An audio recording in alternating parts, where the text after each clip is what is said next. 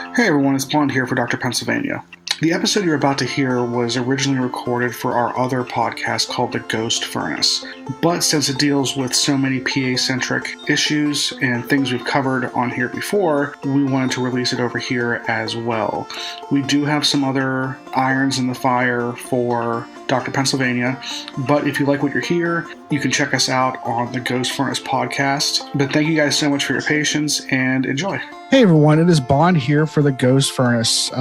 Thank you for joining us. I am here with, as always, Nick Pennsylvania, and we are excited to have all of you with us today. We got some really good feedback from some people after our last story, where me and my brother did a little bit of an on-site investigation. Not investigation, we just kind of checked an area out. We hope to bring more of those to you guys in the future, as well as, again, continuing to bring you guys our own research along with your stories. But tonight, what we have for you is a little bit of a deep dive into something we've talked about recently, which is kind of like the origins of folklore, where it comes from. And this is something we hit on a lot. And me and Nick really wanted to just kind of give you guys some other food for thought and maybe a little bit of context for whenever we do talk about these stories in the context of folklore, not just like either things that are our own ideas or things that happen to ourselves or fellow listeners. Kind of brings things together, hopefully. Tonight, one of the first things I'm going to talk about here is the Green Man. Nick, I'm curious to hear, what do you remember hearing about the Green Man growing up, correct? I first remember hearing about the Green Man. There was a radio program that was on KDKA. It was the Undercover Club, which I thought was kind of cool because it was kind of secretive sounding, but also it suggested a lot of people were laying in bed. And our friend Chris and I, you say it was an overnight program. It makes sense. That's great. That's really clever. That's clever. Hosted by Bob Logue, and I believe he still has a newsletter. But I remember hearing about the Green Man on that program. It wasn't like a coast-to-coast type program. It was an interesting kind of free-form radio program where they would do quizzes and tell stories. It was a cool program. So I want to say I was 12 or 13 when I first started hearing about this, and I heard about it a lot thereafter. So the story may have circulated around me when I was younger, but for whatever reason, it never really stuck until I heard it on the Undercover Club on KDK late one night, early morning hours. That's very cool. I like that you have a specific memory of hearing it the first time, because for me, I always heard this story.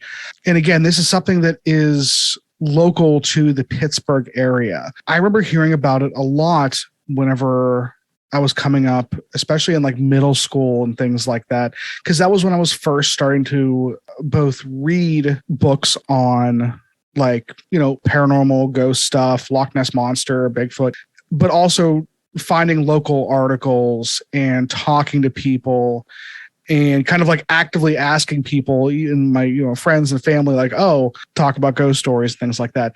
And this one kept coming up whenever I was younger. And to give you guys what I remember about hearing this story is I remember hearing that there was this ghoulish entity called the Green Man. This is not to be confused with the pagan god Green Man. This is or some sort of a ghost or a zombie type thing. And I would hear that he haunted all over Pittsburgh. I remember hearing stuff about him being in the southern part of the city in South Park. I remember him specifically being in the Dormont Brookline kind of area.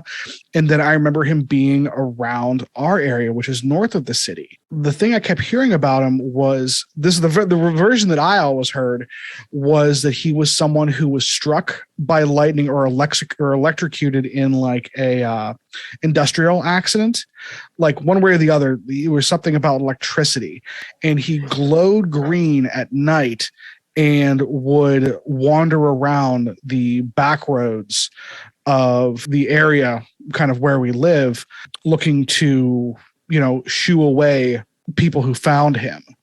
And it was always around tunnels, it seemed like, and like old farm roads. And I had always assumed that every time this story came up, I always pictured like basically Swamp Thing is what I pictured. I pictured Swamp Thing. I pictured a big green dude that maybe had some electrical cracklings around him and everything. But I do also remember hearing of my friends who said their parents had seen him. I don't think I ever remember anyone claiming to see him themselves when I was talking to kids back in, middle school.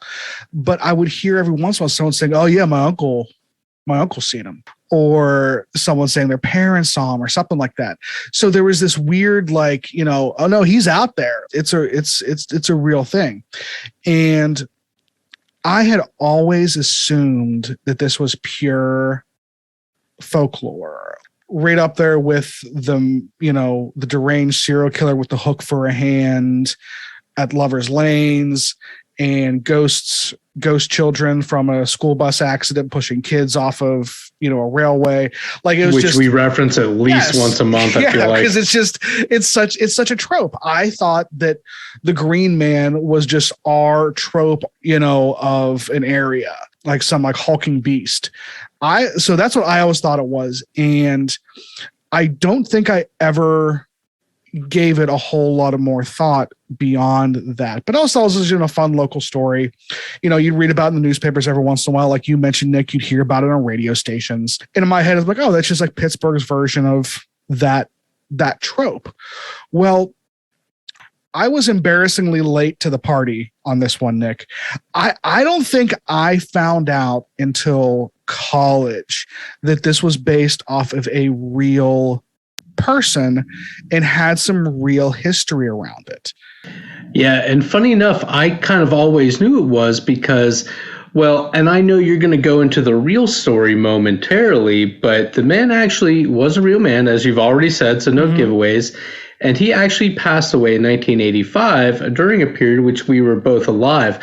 I always knew he was real, or at least assumed he was, because during that initial radio program that I heard, some of the callers talked about, watching him when they were younger or seeing him sometimes late at night. Why late at night? I'll let you talk about in a minute. And coincidentally, not too long ago, he sadly has passed. I had an older gentleman who was taking pedal steel guitar lessons from me, believe it or not, pedal steel guitar lessons. And the man, super nice guy. Like I said, he was older. He was born in the mid 1930s, so considerably older than myself.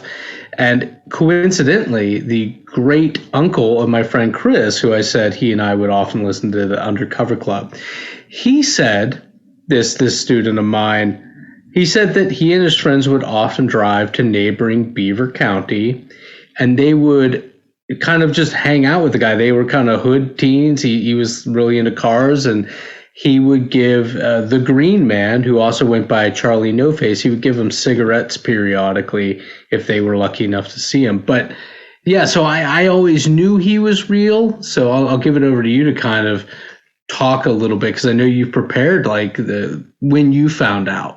Yeah, so this was I don't remember the instance, but it was when reading a article online. And I don't remember why I was looking at it, because at some point in college, I probably should have been studying. I came across this thing that said that, referenced him as a real person and used a name. And this kind of blew my mind, because again, up to this point, I thought this was pure folklore. And it is, but I thought it was fully fabricated and came from that side of the spectrum. Now, a little bit, so to actually get into the history of this, so the gentleman's name was Ray Robinson, and he was born in Beaver County, Pennsylvania in 1910. He lived a relatively normal life the first 9 years of his life, but then there was a tragedy in 1919.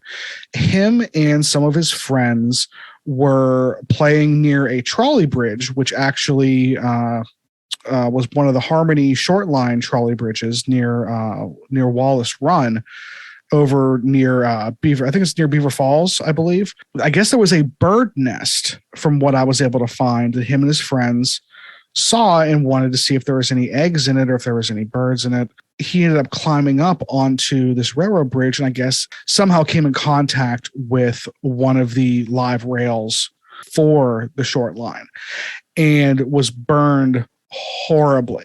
They didn't think he was going to make it, but luckily he did survive, but he was horribly burned. He lost his left arm below the elbow.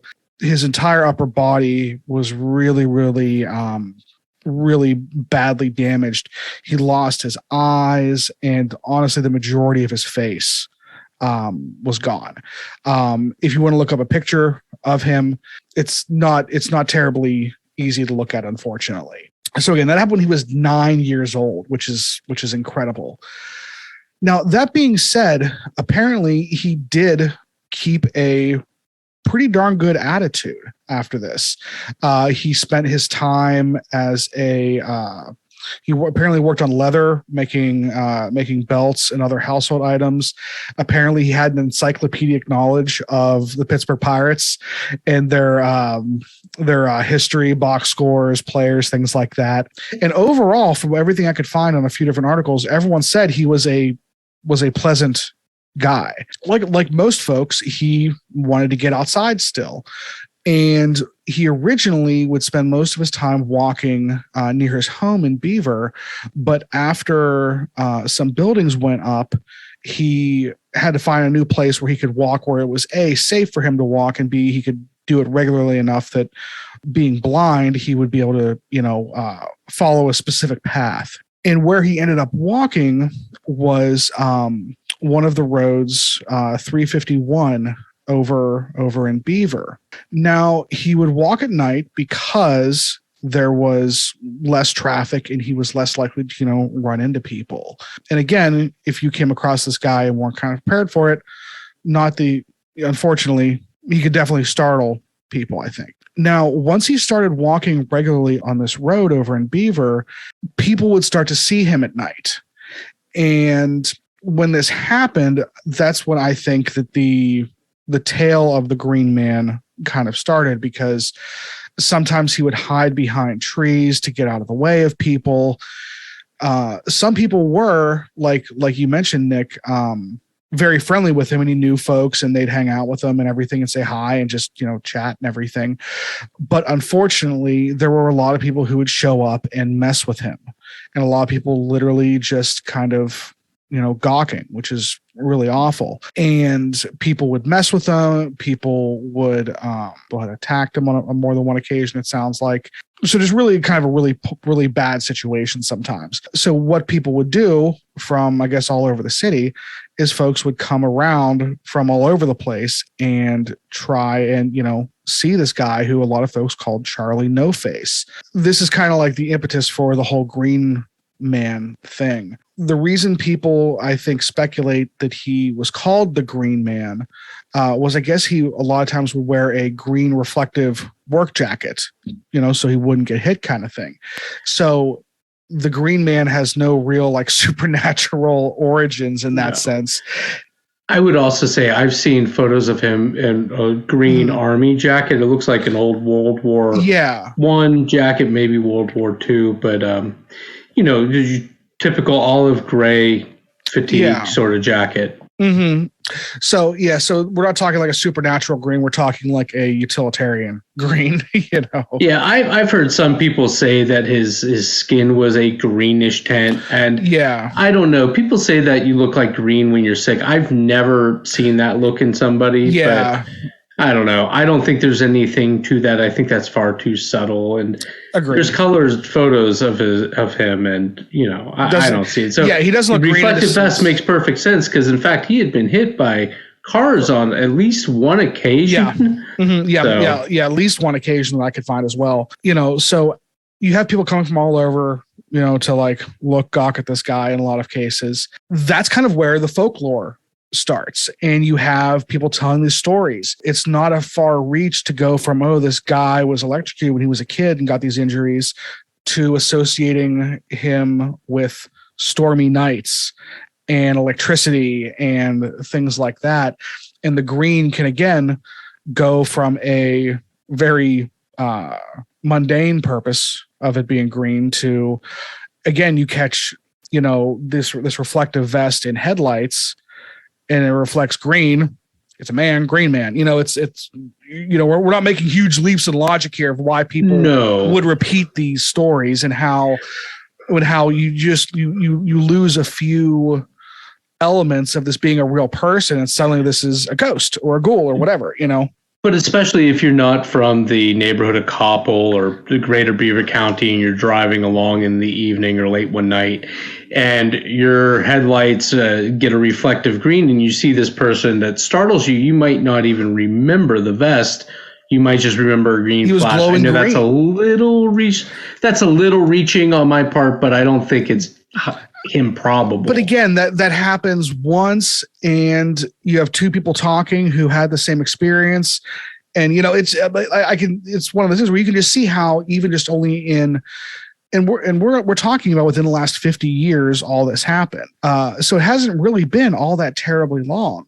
You see how far things can get from the reality of what's actually happening, and the fact there is like an impetus of truth to, like, there is a deformed guy walking around these country highways at night, so it doesn't take long to go from that being the situation that has a mundane explanation to it being, supernatural or being a scary element to it.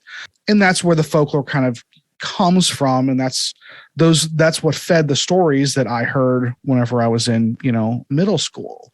The reason I think stories like this are important, when we hear these stories that we call folklore or folk tales, they sound crazy a lot of times, and they sound fun and they sound fantastical. There are times where they are completely made up.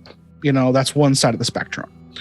And there's another side where they are 100% factual. Oftentimes, the truth is somewhere in the middle from a realistic and an academic kind of standpoint. And I think it's important that we remember that when we're talking about these stories, that we approach them from that middle ground, or even though the rational and side of our brains might want to go towards one side of the spectrum and the romantic side might want to go towards the other.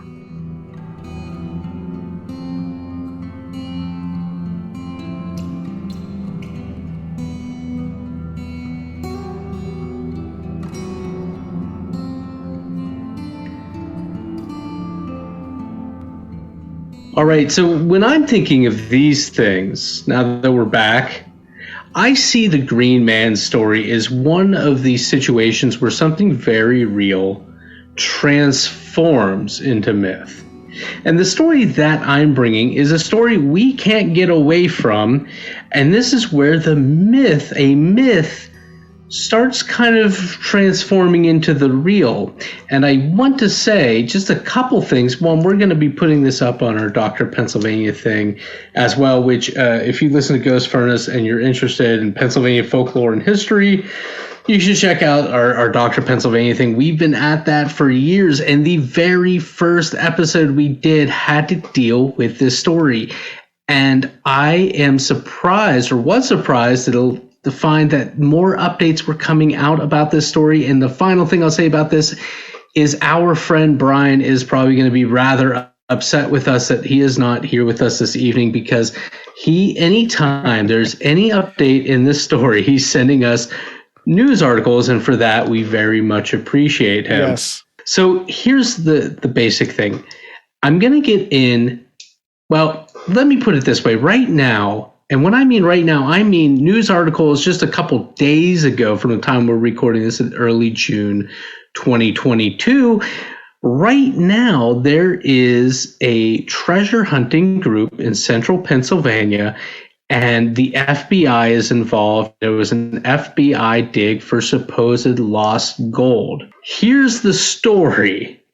The story is, and this is what the treasure hunters claim, and it is a story that has been circulating through the Pennsylvania wilds for years and years. But the story goes that in late spring 1863, there was a Lieutenant Castleton of the Union Army who left Wheeling, West Virginia, en route to Philadelphia. He had 2 wagons with false bottoms with 52 gold bars, 26 gold bullion. Only that lieutenant is aware of the gold. There are 10 men with him. One is a guide named Connors. They are tasked with getting this gold from Wheeling, West Virginia, as I mentioned, to Philadelphia. They are going to take a northern route to avoid any potential Confederate troops who may be moving into the north. Remember, this is late spring of 1863, or copperheads, not the poisonous snakes, but the Northerners sympathetic to the Confederate cause. They are on their route. They are last seen together in Clarion, Pennsylvania. Connors, towards the end of June, makes it to St. Mary. Some say he's delirious. Others say he was badly wounded. Some say he died there. Some say he recovered and ended up out in California. The stories vary, but what they do not vary on is that either something terrible befell, and the Lieutenant Castleton became delirious with typhoid at one point to disclose to Connors the true purpose of their mission. At some point, they were either ambushed by copperheads or they all started getting ill, and the gold was buried somewhere in the northern tier of Pennsylvania. And that's kind of where that story leaves off. So this treasure hunting group has been after this gold. But my problem with this story is, well, a couple. One, there isn't really any solid historical evidence to back it up. There's no record of Lieutenant Castleton.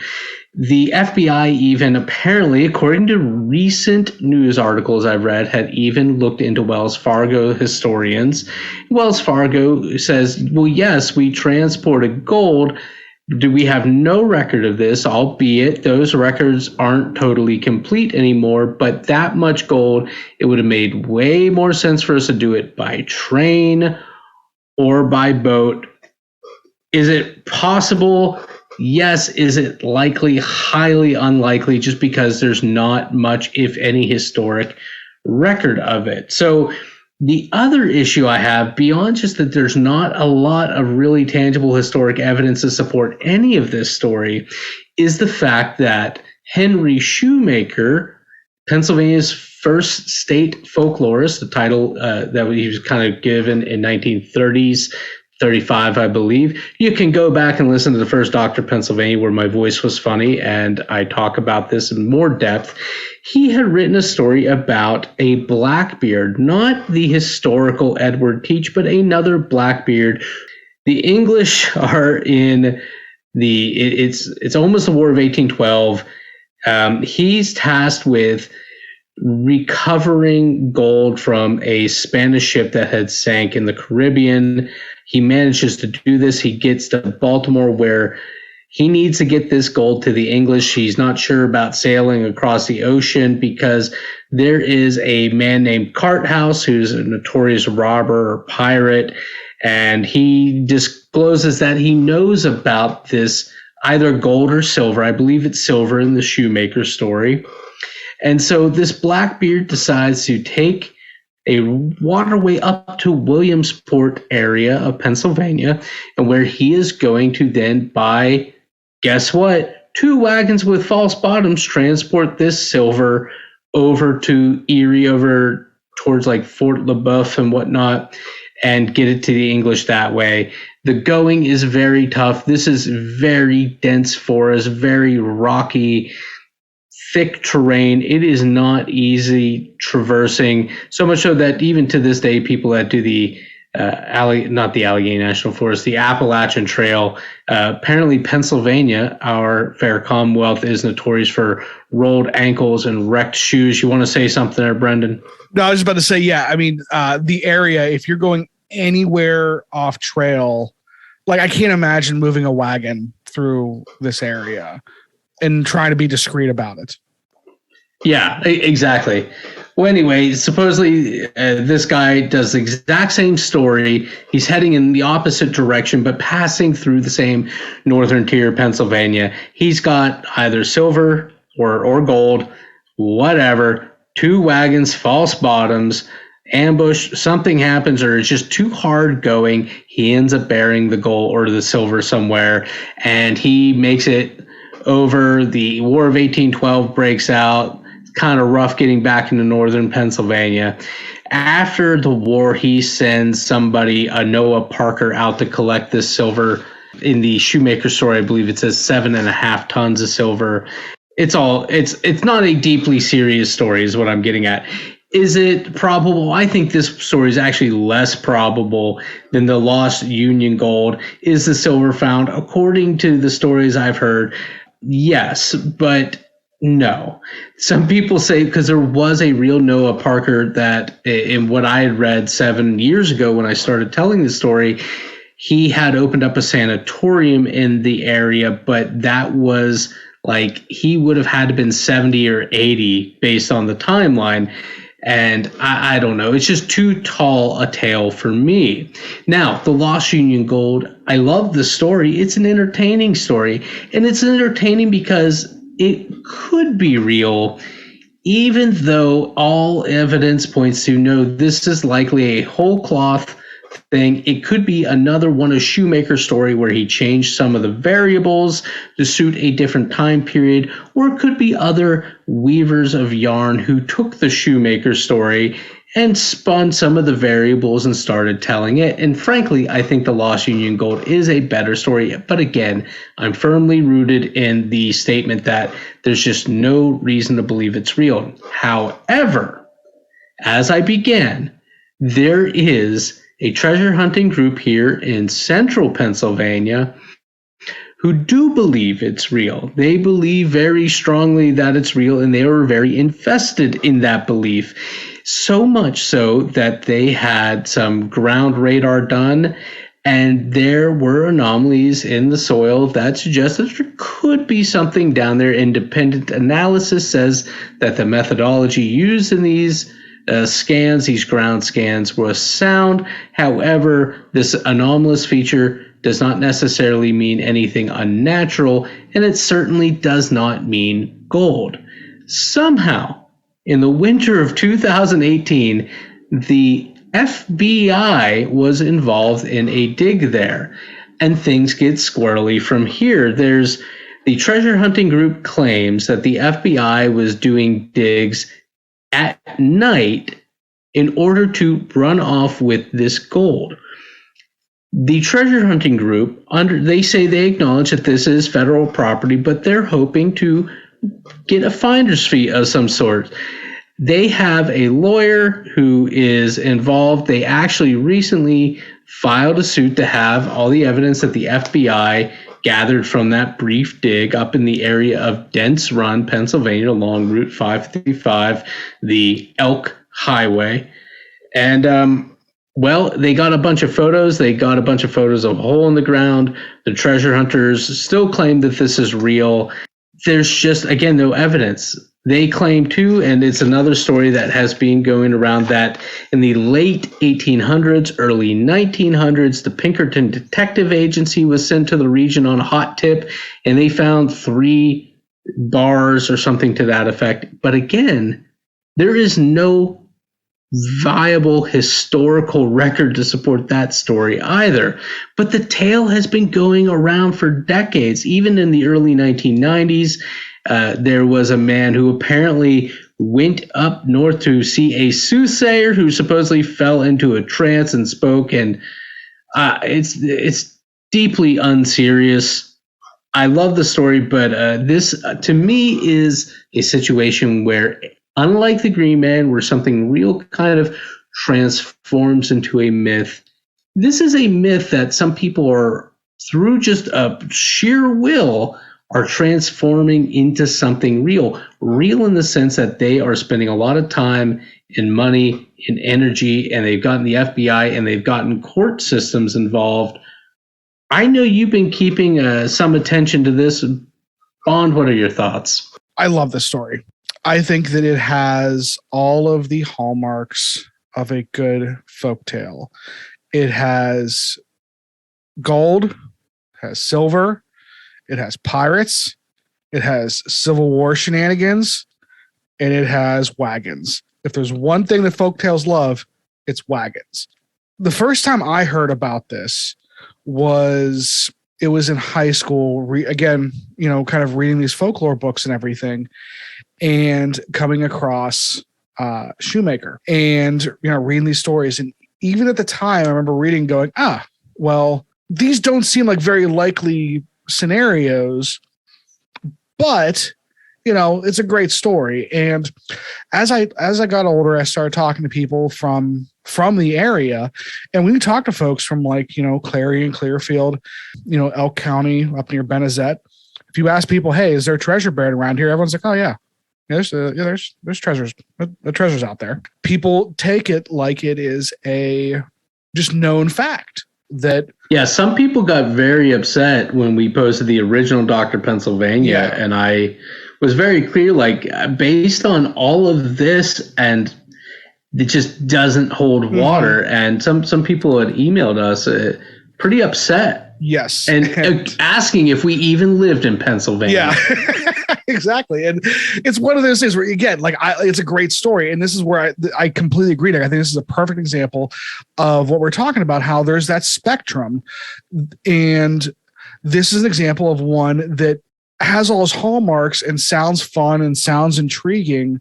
But the more you look into the history of it, you find there's less and less provenance to it, and there's less and less actual verifiable history, let alone stuff that actually makes sense. It's kind of an example, I think, of don't let the facts stand in the way of a good story, because it's a great story. It's super fun. Every time I'm out in that area, I still in my head think I better keep an eye out for errant wagon axle sticking out of the mud, because you never know. So it's something that's fun to think about. It's not spooky. It's not like one of these folk tales that has a paranormal element to it. But as far as how it circulates in our society and through our tales, how many campfires in the Allegheny National Forest has this tale been spoken around? Countless numbers, and that's really cool. I think that speaks to how intriguing of a initial story it is. And I think it's because of the area. That area is so, even to this day, is so wild. That's why it's called the Wild. Yeah, I always tell people it's crazy to consider, but a lot of it was really unsettled. And in fact, this surprises a lot of people I tell this to. A lot of that region of northern Pennsylvania wasn't even fully mapped out until the 1920s. Exactly. And so that's why even today, 100 years after it was fully even mapped, when someone's telling that story, you don't care that lieutenant never actually, there's no paper record of him. You don't care that the pirate moving this gold up to Erie and everything doesn't really make a whole lot of sense. Those things seem to be less and less important when you're out there in the woods, amongst the rocks and moss. And I just think it's a beautiful story, but it doesn't hold up. That's okay. I agree with you 100%. And I like what you said about those details aren't really important when you're telling a great story. However, what bothers me is that I do a lot of research, not a ton, but I try to go to credible places and cite credible things. And it didn't take very long for this all to unravel. So while yes, 100% you're telling a story for the purpose of a good story, those details aren't important. And I'm not trying to be dismissive of these people digging, but again, it was so easy to unravel this story that I think those details are really important when you are having a dig, or when you're petitioning the Commonwealth of Pennsylvania to allow you to dig on state land and the FBI is involved. Yes, I think you're absolutely right. Talk about a large spectrum of things on this podcast that have various levels of real. That's fun and we enjoy it and we're going to keep doing it. But there is a point where there is a responsibility whenever you are taking folklore and removing the folklore element of it and turning it into fact and using it as those things to make a judgment call or a decision about the world around you today that has to be calculated. That's why you don't use folklore as precedent or the reason to do a lot of other things. You know, I do not take the stories of the Green Man being on 351 at night and go, oh, I'm not going to drive down that road now at night because I don't want to run into the Green Man. You have to. And I'll say it's more than that when all these things are involved. And I'm sorry, finish your thought because I interrupted. Yeah, but you're right. I mean, that's a very simple example. But what I'm saying is whenever you mistake folklore for history and then make claims after it, that's a very precarious and misinformed path that I think dilutes both the history and the folklore by confusing the two. Well, and I'll say this too. You know, I've gone on record saying there's agencies that I find I don't have a lot of confidence in, and the FBI is one of those ones. Not to get very political, but there's a little too much there. I don't like, and I'll leave it at that. They should be. I'd be embarrassed if I fell for this one because again. Don't they look into this? And they certainly have more resources than I do. Yeah. And that's a funny thing to me. It says like, no matter how big you get, you can still be duped. And you should respect that to a degree. It's the Jim Jones thing. I go, yes. You need to respect Jim Jones because that guy did some terrible things and made some people do some terrible things just through charisma and words. You're right. And not all those people were stupid. Whenever the FBI, because that was 2018 that this stuff. 2018 was when the dig was, but they're still kind of involved because there's this suit to open things up and information. Yeah, it makes me wonder if there wasn't more to the story there, not in more to the story of there being buried treasure, but more to the story of maybe they were actually investigating something else. This other party is just convinced they were actually looking for gold.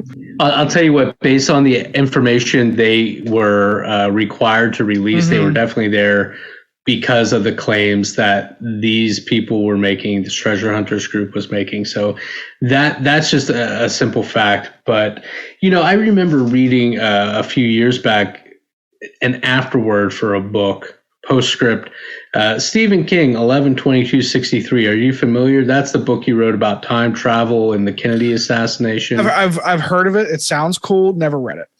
I think they made a mini series about it not too long ago. I in fairness, I listened to the book while I was driving around for work. The bottom line was I found his afterword very interesting, where he puts out that, he loves conspiracy theories. I love conspiracy theories, but the cabal behind the supposed Kennedy assassination, it just doesn't hold water for him. And he goes into various reasons why. And isn't it remarkable enough that Oswald did all this himself? But he says therein is the problem. Kennedy is, and again, this is a gross paraphrasing of a much longer thought. The bottom line it boiled down to was that Kennedy is this great man, this president, this war hero, this author, all these things, this youthful face of a new America in many ways. And here's Oswald, who is kind of this ratty, sniveling thing. And how could this nobody take down this president, which I understand that's true in the public perception, but Oswald wasn't nobody. There was a book written about Oswald before the Kennedy assassination, because Oswald had defected to the Soviet Union, as many of us know, and then he came back, which does make him very suspicious. It's like you didn't know these sort of things could just happen. The way we learned about the Cold War growing up at the tail end of it, it just didn't seem like that was probable during a period of time which we were always taught was the height of the Cold War. But that's basically Stephen King's statement, is that here's this great figure, here's this nobody. How can this little nobody take down this great big thing? There must have been a great big other thing that took him down, because otherwise our world is much less stable and much more capricious than we would feel comfortable acknowledging. And I think there's a lot to that statement, and I think that's kind of at odds here. This story, this great story, can't just be made up by nobody. It must be real. And this FBI thing, they had a real dig. We know that. And it can't possibly yield nothing. I have so much of myself invested, so much belief attached to this now, that they must be trying to steal this gold away from me and away from the Commonwealth of Pennsylvania, because that's another one of the claims that has been made in the newspapers, that who owns the gold? Well, the gold was federal property. The Commonwealth of PA does not have, like, we have the mint in Philadelphia, but that is not like Pennsylvania script. Exactly. Sometimes it's hard to even wax poetic about the story, because after every sentence you kind of have to stop and go, yeah, but but again, I think it's a great story that thankfully has not seen its end yet. So I guess it all boils down to this. What you kind of said earlier tonight was a lot of myth. Well, let's say folklore, because I see myth as something a little different, but a lot of folklore starts with a real event or figure, occurrence, and then it shapes, and it becomes this story. And through the retelling of the story, the folklore is born. I would say that's probably the majority of it. But then there's these two cases, very different, but same, two sides of the same coin, in that the one is a very real person and we're watching it become myth. That, the majority of the situation. But in this, the Lost Union Gold in Dents Run up in northern Pennsylvania is a situation where it's almost certainly a whole cloth story, of which Shoemaker unfortunately has a reputation for. Almost certainly a whole cloth story that is now becoming real.